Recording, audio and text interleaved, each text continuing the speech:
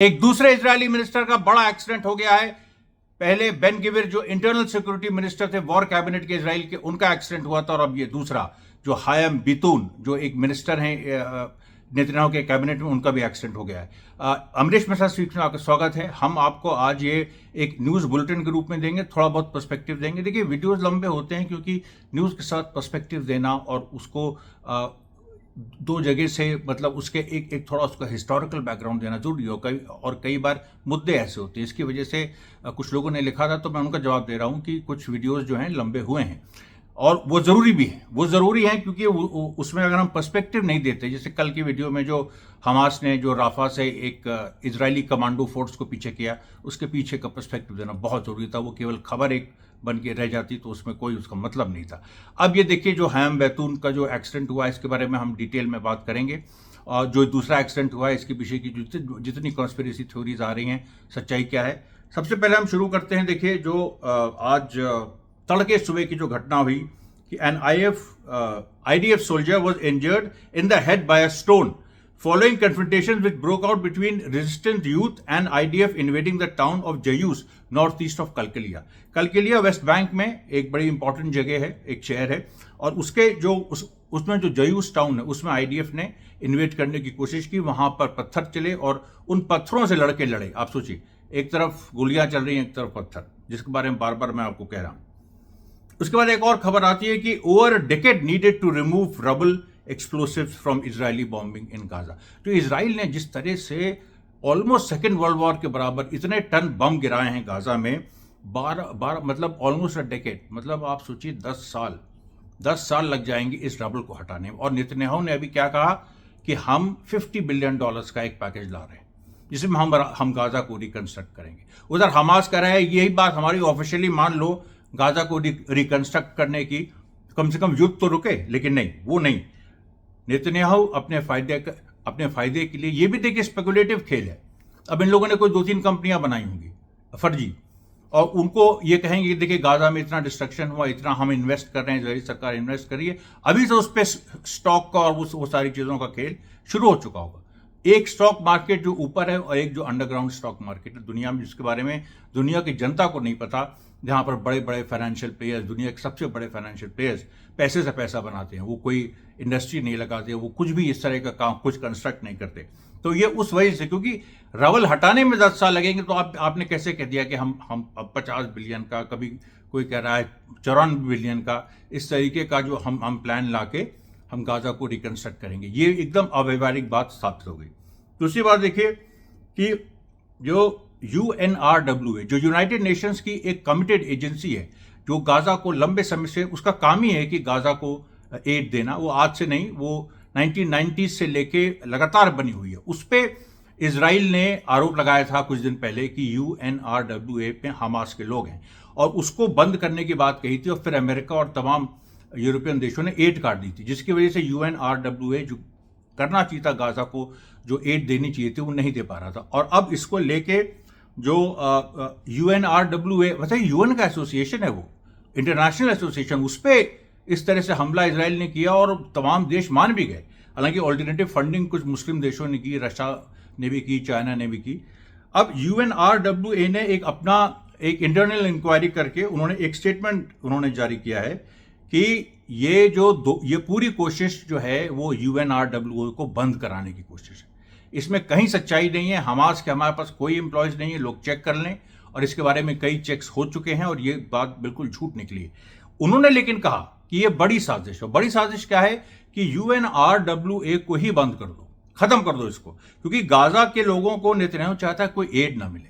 उसका जो ultimate plan है डिस्प्लेस करने का, यहां से बाहर निकालने का, जिसके लिए लोग कह रहे हैं यूएस से ट्रूप्स भी आ रही हैं, तो वो उस प्लान में UNRWA बहुत बड़ा बाधा है। और अभी जो राफा में वो कह रहा है कि हम सिविलियंस को साउथ यूनिस की तरफ, ये खान यूनिस की तरफ ढकेलेंगे, राफा को इन्वेट करेंगे, ये करेंगे वो करेंगे, उसमें भी UNRWA एक बहुत बड़ी बाधा है, क्योंकि इंटरनेशनल वर्कर्स हैं, वो सब देख रहे होते हैं, और उनको जो है तो उस एक संस्था के रूप में उसे बंद करना नेतन्याहू के लिए बहुत जरूरी हो गया। और विडंबना देखिए कि ये संस्था अगर बंद हो गई तो फिर यूएनओ पे क्वेश्चन मार्क हो जाएगा कि एक यूनाइटेड नेशंस जैसे एक संस्था की क्या जरूरत है। अब देखिए, एक लड़ाई जो शुरू हुई कुछ हमास के बहादुर नौजवानों ने शुरू की, पूरी दुनिया को कैसे उसने अपने लपेट में ले लिया है। और गाजा की आज़ादी और अंतर्राष्ट्रीय वित्तीय पूंजी, ये कभी मत भूलिएगा, अंतर्राष्ट्रीय वित्तीय पूंजी के खिलाफ ये लड़ाई है जो एक सेटलर कॉलोनियलिज्म है इजराइल और अमेरिका का, और जिस तरह की नई दुनिया बनाना चाहते हैं ये लोग, न्यू वर्ल्ड ऑर्डर, उसके खिलाफ ये पूरी लड़ाई है। अब देखिए, अब उसके बाद हिजबुल्लाह ने किरियत शिमोना पे अटैक किया, 2 अटैक्स लगातार एक के बाद एक। और फिर जो है शेख नईम कासिम जो कि हिजबुल्लाह के डिप्टी सेक्रेटरी जनरल हैं, उनका बयान आता है और उन्होंने कहा है कि जो हिजबुल्लाह ने इधर ऑपरेशंस किए, और मैंने आपको डिटेल में बताया 17 अप्रैल 23 अप्रैल, उसके बाद कल भी रवायसत अल आलम में, तो वो कह रहा है कि जो इधर हिजबुल्लाह ने ऑपरेशंस किए हैं इससे इजराइल हिल गया है और इसीलिए उसने लेबनान पे बमबारी और ज़्यादा तेज़ कर दिया। आपको बता दें, लेबनान में कल से लेकर आज तक कम से कम 8-9 एयर स्ट्राइक्स इजराइल ने की हैं, और वो ड्रोन से भी किए हैं, कुछ सर्फेस टू सर्फेस मिसाइल से भी किए हैं, और वहाँ भी वो सिविलियंस को टारगेट कर रहा है। लेकिन लेबनान फैला हुआ है, गाजा की तरह एक सीमित जगह नहीं है, इसलिए वहाँ पर ऑब्वियसली उतना असर नहीं है। फिर भी उसको जो डिप्टी सेक्रेटरी जनरल हैं उन्होंने वार्न किया है। उसके बाद देखिए, अमेरिका से खबर आई है कि 100 students have been arrested in EU liberated zone. North east ये यूनिवर्सिटी है, और नॉर्थ ईस्ट यूनिवर्सिटी ने एक लिबरेटेड जोन वहाँ बनाया अमेरिका में, और it is estimated that over 100 students have been arrested. Paddy wagons have been seen leaving campus via Leon and Forsyth streets. Stay alert for ways to help arrested students. मतलब वहाँ पर ये भी planning हो रही है कि जिन स्टूडेंट्स को अमेरिकन पुलिस गिरफ्तार कर रही है, जो गाजा की आज़ादी के लिए आंदोलन कर रहे हैं अमेरिका में, उनको जो गिरफ्तार कर रही है, उनको गुरिल्ला कार्रवाई से उनको छुड़ाने की बात भी हो रही है। अब कहाँ तक बातें पहुँची आप देखिए। ये है, मैंने कहा था कि विश्व युद्ध जो तीसरा होगा वो देशों में नहीं होगा, वो जनता और अमेरिका इजराइल इनके खिलाफ होगा। जनता वर्सेस अमेरिका इजराइल, विश्व की जनता वर्सेस अमेरिका इजराइल। अब फोटोज भी आई हैं जो पूरा अमेरिका में जो चल रहा है उसको दिखाती हैं। और एक बड़ी बात देखिए जो अब आती है, photos of air defences shooting down the American MQ-9 aircraft while it was carrying out hostile missions in the airspace of सादा गवर्नरेट। सादा गवर्नरेट कहाँ? यमन में। यमन क्या? वो गाजा को सपोर्ट कर रहा है, और ईरान लेड जो एक्सिस ऑफ रेजिस्टेंस है उसका वो अभिन्न अंग है। और उसने अमेरिकन एक एयरक्राफ्ट, पहली बार, ये ड्रोन नहीं है, ये एयरक्राफ्ट है, American MQ-9 aircraft, it was shot down. उसके डेब्रिस, उसकी सारी चीज़ें, उसका मतलब सारा प्रूफ अमेरिका को भी ये मानना पड़ा। हालांकि अमेरिका जो है उसने एक नया तरीका निकाला है कि जो वाइट हाउस का ऑफिस जो चीज़ एक्नॉलेज करता है, उसके बजाय उसने आउटसोर्स जैसे कर दिया है कुछ अपने कुछ स्पोक्स पर्सन को, जो उसके ऑफिशियल स्पोक्स पर्सन नहीं है, अमेरिका की किसी दूसरी गवर्नमेंट एजेंसी से जुड़े हैं। तो हैं गवर्नमेंट एजेंसी के, लेकिन उस तरह से व्हाइट हाउस के रिप्रेजेंटेटिव नहीं है, उनसे एक्सेप्ट करवा रहा है कि हाँ ये हुआ, ये नहीं हुआ। ये एक इन लोगों ने शुरू कर दिया। लेकिन इससे कोई इनकार नहीं कर सकता कि यमन ने एक अमेरिकन जहाज़ को मार गिराया। उसके बाद देखिए, जो उसका उन्होंने पूरा डिटेल वीडियो रिलीज़ किया, वही बात आ जाती है कि काश मैं आपको दिखा सकता। मैं इस तरह से मोबाइल में करके भी मैंने उस दिन कोशिश की थी, वो भी यूट्यूब ने उस पर रिस्ट्रिक्शन लगा दिए। तो अभी देखिए ये पूरी स्थिति बन रही है। अब जो चाइना में भी एक मीटिंग हुई, आपको याद होगा 29 फरवरी को रशा में हमास की मीटिंग हुई थी, हमास और तमाम पैलेस्टीनियन फैक्शंस की, 29 फरवरी को। और अभी जो यानी आज 28 से 27 अप्रैल को चाइना में मीटिंग हुई, जिसमें सारे पैलेस्टीनियन फैक्शंस के लोग थे। और उन्होंने जो इस्लामिक जिहाद, PFLP और हमास, ये 3 में, बाकी भी जितने भी हैं DFLP और रेजिस्टेंस ब्रिगेड्स जो सारे हैं, उनके लोग थे। और उन लोगों ने पूरे सिचुएशन को उन्होंने उसका असेसमेंट किया और ये कॉल दी कि किसी भी हालत में हमें इस चीज़ को, गाजा की जो सिचुएशन है उसमें रेजिस्टेंस को एज है, और राफा में एक बार इजराइल इन्वेड करके देख ले, इन्वेड उसको करने दो। उन्होंने जो कल की जो घटना हुई जहां 50 IDF के लोगों को दौड़ाया गया, उसका भी एक इनडायरेक्ट हवाला दिया और कहा कि ऐसे और भी ऑपरेशंस हम करेंगे।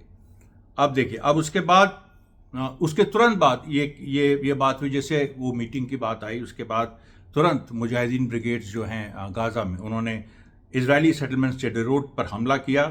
फिर उसके बाद उधर हिजबुल्लाह ने उसी टाइम पे अल मनारा जो इजरायली साइट है उस पर लेबनान बॉर्डर से हमला किया। और उसके बाद फिर एक नया वीडियो हमास ने रिलीज़ किया, जिसमें जो पहला वीडियो था हर्ष का, जो कि एक आईडीएफ जूनियर लेवल का ऑफिसर था जो होस्टेज है हमास के पास। इसमें 2 सीनियर आईडीएफ जो मिनिस्टर हैं जो कि होस्टेजेस हैं, वो रोते हुए उनका वीडियो आया।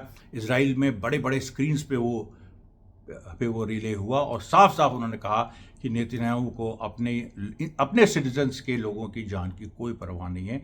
ये तो सिर्फ शुद्ध और शुद्ध लड़ाई को बढ़ाना चाहता है, क्योंकि इसका आर्थिक फ़ायदा हो रहा है कहीं ना कहीं इसमें, और इसकी राजनीतिक कुर्सी बची हुई है।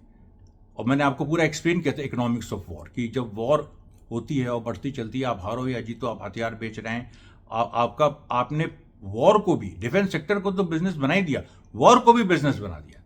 तो ये देखिए, अब इसके बाद क्या हुआ कि जब इन 2 लोगों का, सीनियर आईडीएफ ऑफिसर्स की अपील आई कि हमें छुड़ाओ और हमास से डील करो, हमास तैयार है, जब ये अपील आई तो उसके बाद फिर से बड़े प्रोटेस्ट पूरे तेल अवीव में और इजराइल में फिर से प्रोटेस्ट होने लगे कि नेतन्याहू सरकार जाए और सत्ता छोड़े, कुर्सी छोड़े और यहाँ पर हमास से डील करे, होस्टेजेस को वापस लाए।